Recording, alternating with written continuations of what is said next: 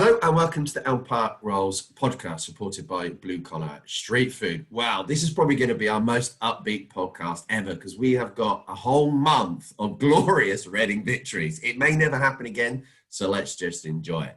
I've been joined by Berkshire Live's Jonathan Lowe. Hi, Jonathan. Hello, good evening. Hiya. And I've also been joined by Reading FC legend captain, EPR mug holder, Aidy Williams. Good evening, guys. Looking forward to it. Upbeat, we are.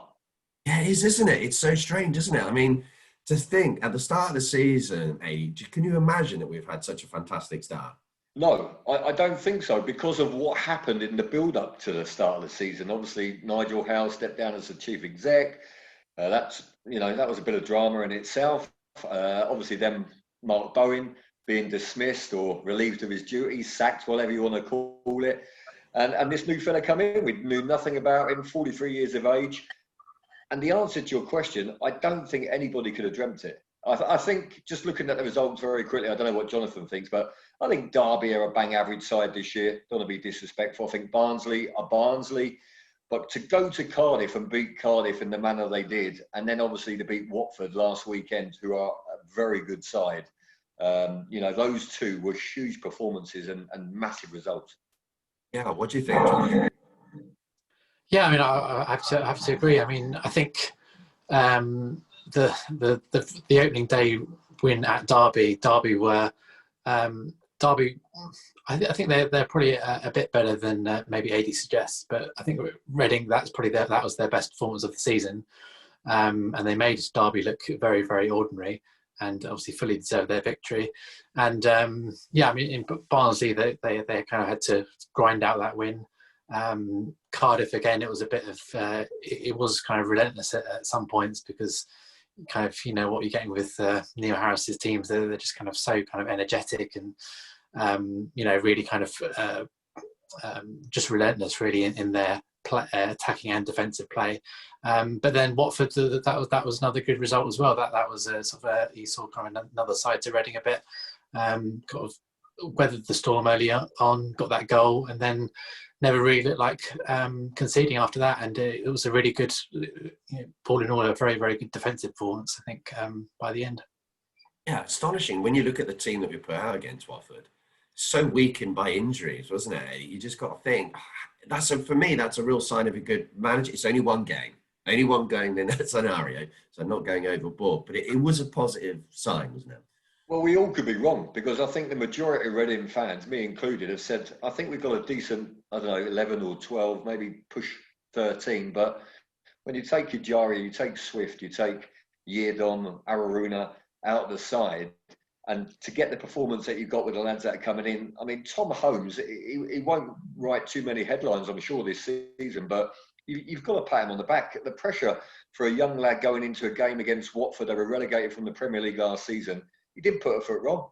And for me, he set the goal up. It was a great ball in to push, because some people are suggesting that he was having a shot. I don't think so for 1 minute. He had to put power on the pass, and he did it. And it was a great ball, actually. It was a poor touch. Had it been a better touch, the ball into him would have looked even better. So, these players have come into the side, into the squad, and have definitely stepped up to the mantle. Another player that won't write too many headlines, Josh Lauren. Free transfer from Shrewsbury, our only signing, if you like, permanent signing, and he's gone under the radar. Renamoto and Lauren are forming a tidy partnership. So you're absolutely right. Without the big guns and the ones that we're used to creating chances in a football match, the likes of Ajari and the likes of Swift, it's a massive performance. And of course, added to that, whether Luca João is or isn't fit, or was or wasn't fit, he was on the bench. And again, a massive player missing for Reading. Yeah, it's kind of, I'm trying to think of any negatives about Reading Football Club at the moment. And normally there's a whole bucket of them, maybe, isn't there, the last few years? And Jonathan, we could go through them all and do hours on it. But I just can't think of anything. We look like a proper organised team at the moment, Jonathan, don't we? Yeah, very much so. And I guess the only negative is the injuries and, the fact you've got kind of 3 or 4, very big players out. and potentially, certainly in Swift and Yeardom's case and Aruna for a few months, that's a real big shame, because I'm sure they would have been loved to have been playing week in, week out. They're in good form as well, and it's just really unfortunate that they're going to miss out. But he's got a really good spirit going. There's a good sort of character in the squad, and everyone's pulling together. The fringe players are stepping up, and long may it continues. It's obviously going to they're going to draw or lose at some point, but I imagine probably in the next 7 games. I think there's 7 games in 22 days, I think it is. So that's going to be a real test. But I think after that block of games, hopefully, they're still going to be kind of up and around sort of top 6 area, and then kind of can reassess from there and kind of see where realistically they can go for the rest of the season. I can think of a negative, Paul. I can try and rack my brain for a negative, and it depends who you are, because if you're Lewis Gibson, there is no negative. If you're Tom McIntyre, there might be a slight negative, because Gibson's obviously come in. We've seen McIntyre, come in McIntyre at the weekend and sit in front of the back 4, whether that's a new role or not. But, Tom's a defender. He's a centre-half. He was outstanding back end of last season. And a lot of people suggesting, maybe the Lewis Gibson loan move could block the chance for someone like McIntyre, the chance for Tom Holmes to play as a centre-half.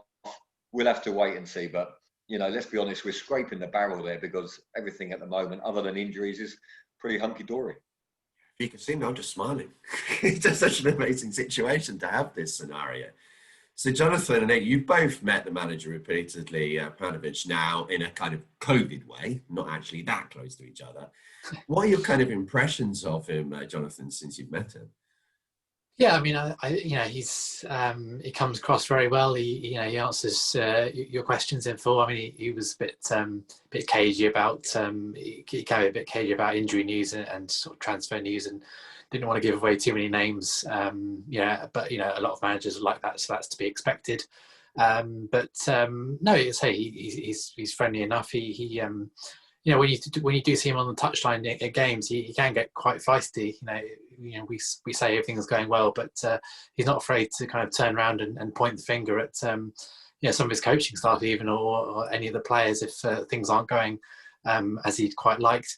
But he does praise players as well, and he does like to kind of give them a short clap and everything after they've done a nice move or whatever. So clearly he's made a very good impression. He clearly had to make good impression early on, given the circumstances of him coming in, and obviously this is given him a great platform to work on, and all the players are buying into it. They obviously get on very well with him. Spoke to Liam Moore last week, and he said some very nice words about him, and clearly there's a real good bond there, and that's really good as well to have your club captain and manager seeing off the same hymn sheet, because I don't think that was the case with Liam Moore and Mark Bowen towards the end of last season. So they've got a really good cohesive unit. It's very united. They're all together, and long may it continue.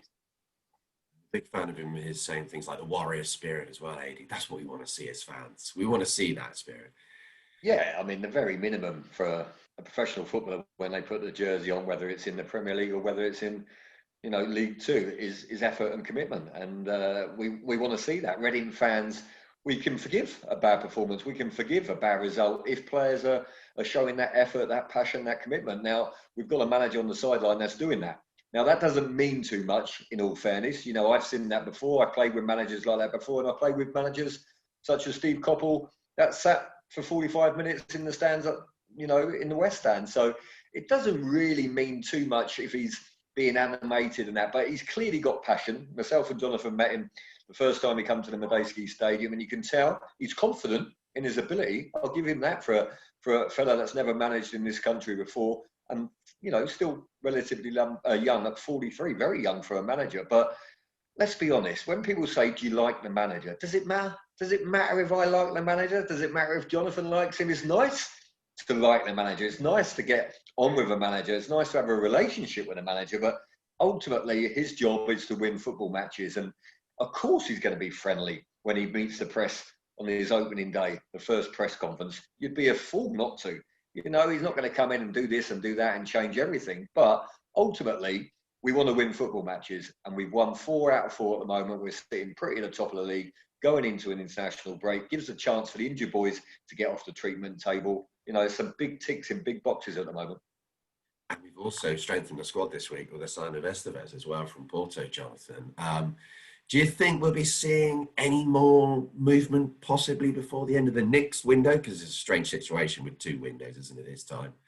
Yeah, it's a funny one actually, because I was thinking, they got a couple of weeks or so, but actually it's only just over a week really, and until they can get anyone in. I think, I think there might be kind of 1 or 2. I think going in both directions. I don't know if you saw, I wrote a piece today actually about the kind of 4 players who could be moving on, and likes of Sam Walker and Sam Smith, they're not going to get a look in this season, and for the sake of them and their careers, and for the sake of Reading, it's good if they can get a club in the lower leagues, League One, League Two, maybe even lower. But clearly that they're not going to play a part. So got my hand up, Jonathan. Got my hand up. Would you have put Shoni Aluko on the list if he hadn't played at the weekend? No, I wouldn't have put him on the list. No. Why?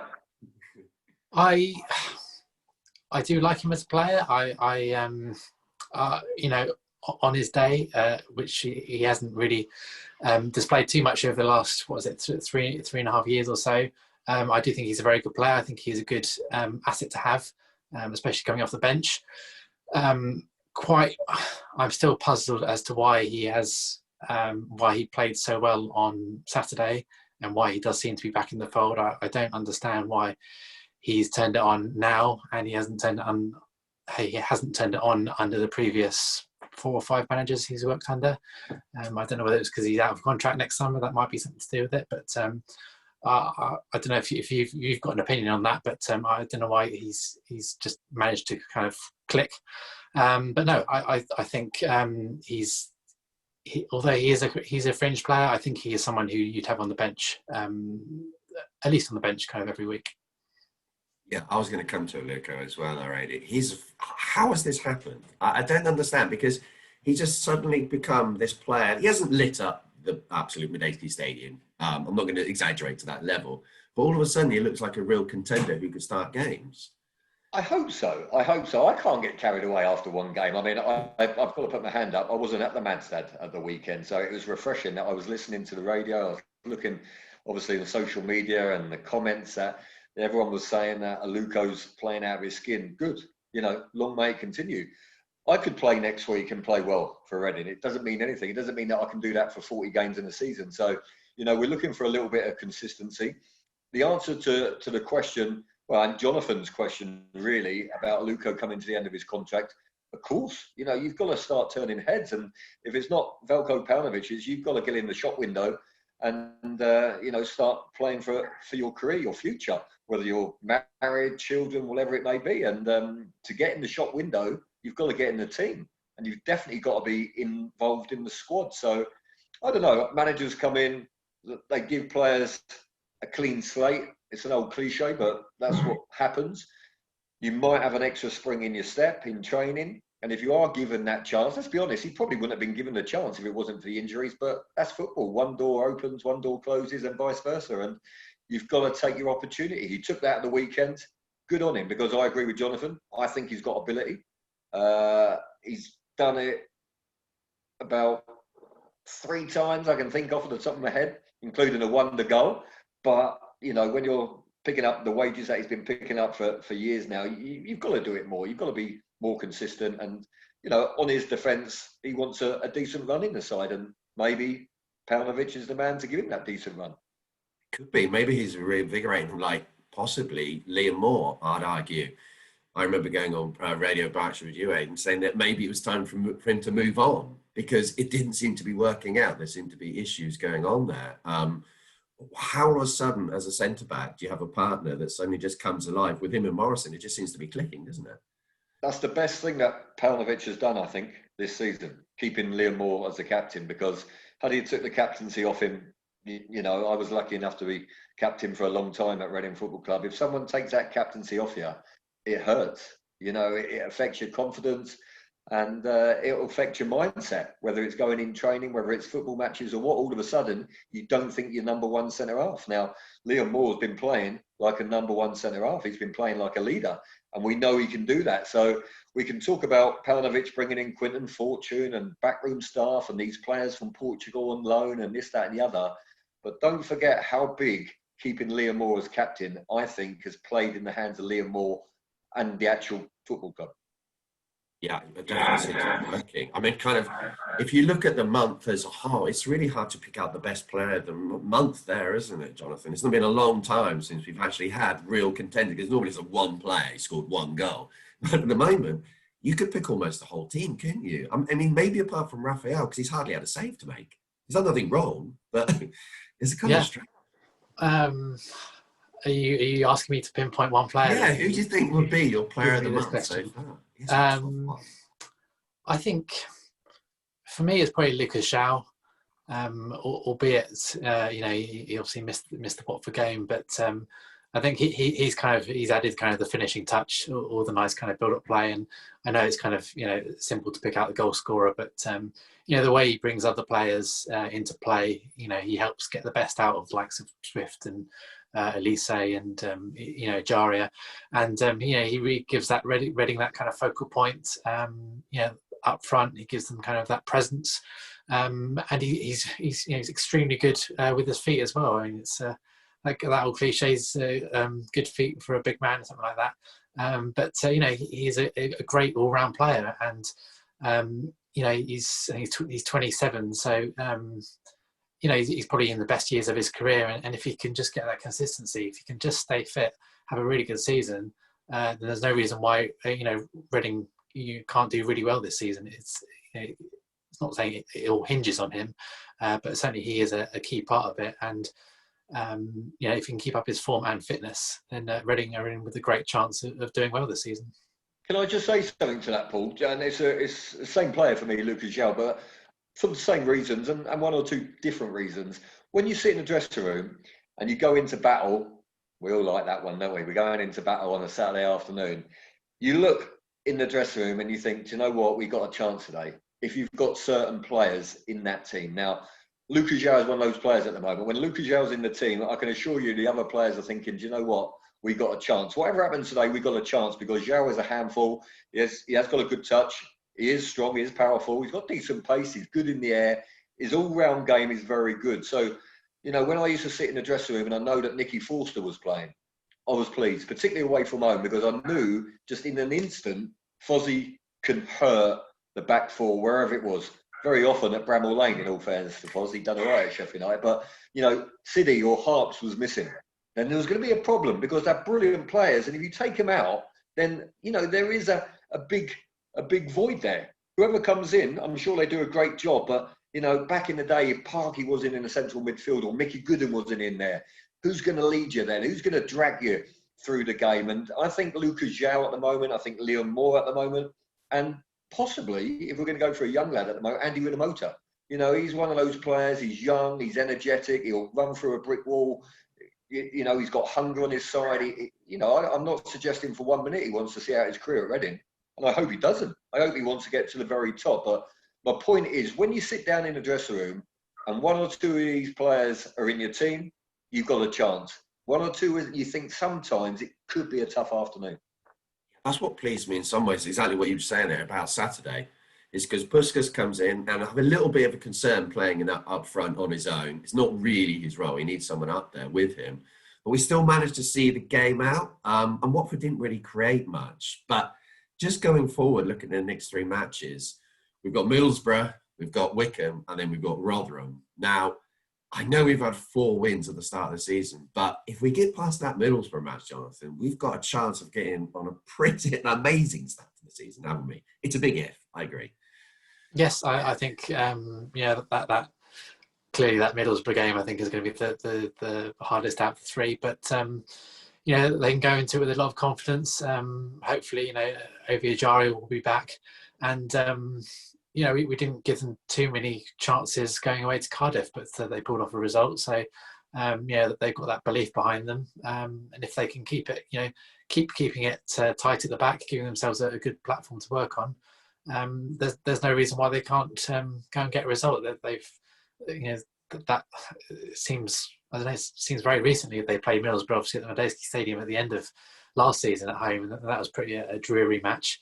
But obviously it's a much changed team now, and hopefully they can get one over Neil Warnock. We all like that, don't we? Yeah, totally. He is such a figure, isn't he? Yeah. I mean, what do you think, Adi? Can we possibly get the season off to a start with 7 straight wins? I mean, I started going in 85, 86, and that was a dream season to start going. But can we get 7 wins? It seems unbelievable. Well, it isn't unbelievable because I'll tell you what, if we were to get beat by Middlesbrough, Wycombe or Rotherham, any one of those 3 games, you'd be disappointed. So, I had this conversation on the radio at the weekend. We've won 4, so why can't we win 5? Well, because we've won 4. It doesn't matter. When I toss a coin and it's tails, and then I toss the coin again, it's still got the same possibility or probability of being tails. So, I have that mindset. I think, okay, we've got 4 out of 4. It doesn't mean now that we're going to lose the 5th one because we've won 4. That's put to bed. If we get beat by Borough, Rotherham or Wycombe, I'll be disappointed. And then no one can come up to me and say, well, you're forgetting that we've won 4 on the bounce. I'm not forgetting we've won 4 on the bounce. If I was the manager now, I would be thinking minimum of 7 points from the next 3 games, minimum. And I would half be disappointed with that.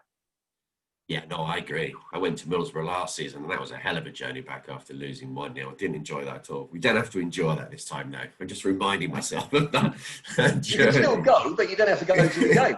No, AD. No, that's too much. Definitely won't be doing that. But it's so nice to have the kind of, it's just so typical Reading FC that we have an amazing start to the season and we cannot go. I don't know why that happens to us, Jonathan. In 85, 86, no TV coverage, so we can't see any of it. We can't actually go this season. What's it going to be next time? I don't know what it is. I wish we could kind of like get to the games, but it seems irrational, doesn't it, at the moment in some ways with all the things that are going on. Maybe that's the secret. That's why I've turned the home form around, because there's no fans. Yeah, that's what we need. No one there. Maybe.